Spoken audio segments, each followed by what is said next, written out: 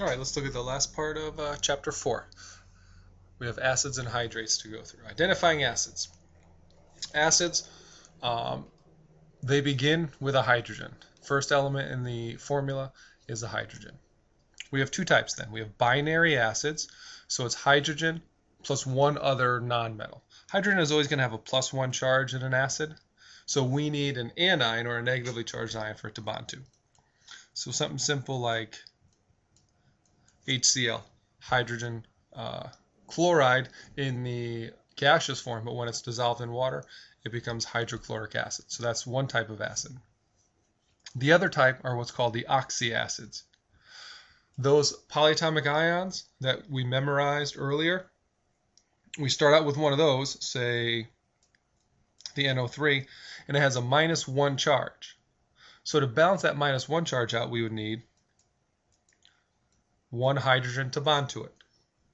So now we have an acid here. We have hydrogen bonded to one of our polyatomic ions. The H is written first. So this is an oxyacid because it contains oxygen. All right. Binary acids, very easy to name. We have experience with these from biology and freshman year. So HCl, the anion that we have there is the chloride ion. So we change the "ide" to "ic", and we add the word hydro. So hydrochloric acid. HF, hydrofluoric acid. So our basic example, HX, X being any anion, hydro, whatever the X is, ic, acid. Again, there's always an exception to every rule. Our exception is from the cyanide ion. It's similar to these. They lump it in because it ends in IDE. It doesn't contain oxygen, so it makes sense to put in, even though it's not a binary acid because there's 3 elements there. We call it hydrocyanic acid. All right, the oxyacids get broken into 2 types. The first one is when our anion ends in 8. Our example down here, the sulfate ion, SO4 with a -2 charge. -2 charge means we would need 2 hydrogens because they're each +1. So we say H2SO4. So what happens to the name? The thing that changes, our 8 changes to ic, and it's acid. So the sulfate ion forms sulfuric acid with the hydrogens bonded to it.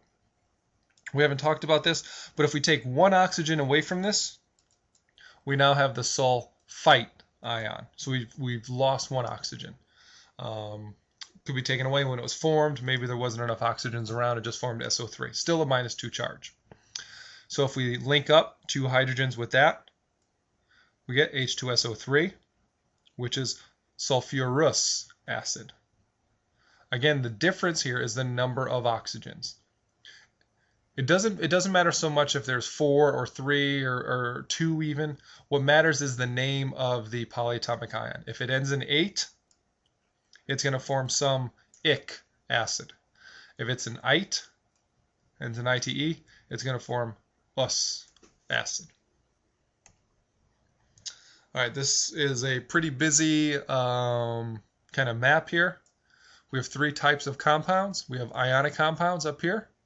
That's when we have a metal bonded to a nonmetal. 2 types. 1, we have a metal that only forms 1 ion. Sodium always forms +1. Aluminum always forms +3. All we do is the name of the cation followed by the name of the anion. If it's 1 nonmetal, we change the ending to IDE. The other type, type 2, we have one of those transition metals that form multiple charges. The only difference, we have Roman numerals that we put in parentheses in the name. FeCl3, it must be iron 3 chloride. Our second type, we said, are molecular compounds. These are when nonmetals or metalloids all bond together. And this is where we use prefixes. Name of the first element, name of the second element with the ending changed to "ide." Our last one are acids. They have H's and one or more nonmetals. So we have our oxyacids, which we just talked about, and our binary acids. The binary ones, those are simple. Those are like the hydrochloric acid, hydrobromic acid, hydroiodic acid. Our last one are our oxyacids. Again, we talked about 8 and ite. If it's a polyatomic ion that ends in 8. So in this example, PO4 is the phosphate ion. So when it bonds with hydrogens, it'll bond with 3 of them, it'll form phosphoric acid. Over here, SO3, 2 minus, is the sulfite ion. So when it bonds with 2 hydrogens, we get sulfurous acid. And again, these acids must be in water, must be in an aqueous solution. Our final idea here are hydrates. These are ionic substances that have incorporated a specific number of water molecules into their crystal structure. If we look at our picture here, on the left-hand side, we see blue crystals. These are copper 2 sulfate crystals.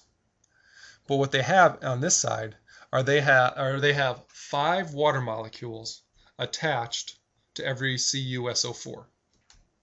If we heat it up, water is going to get driven off, and we actually get a color change of these crystals. So over here, we have just CuSO4, copper 2 sulfate. Over here, we have CuSO4 with 5 water molecules bonded to it.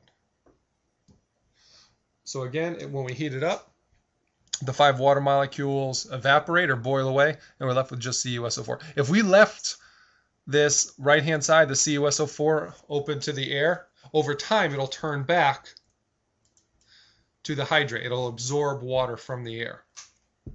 All right, how do we name these? We still name the first part, like BaCl2, is barium chloride. And now, this is a dot. We're not multiplying or anything like that. It just means it's attached to it. 2 water molecules. So we call this dihydrate. Again, hydrate, we think about water. We think about if you're hydrated, you have enough water in your system. All right. The di comes from the prefix for 2. Our second example, MgSO4, magnesium sulfate. And it's heptahydrate because there's 7 water molecules. So here, the name of our the one on our picture, the CuSO4, 5H2O, would be copper 2. We need a Roman numeral 2 because copper forms more than one different charge. Sulfate. SO4 is the sulfate ion. And since there's 5 waters, pentahydrate.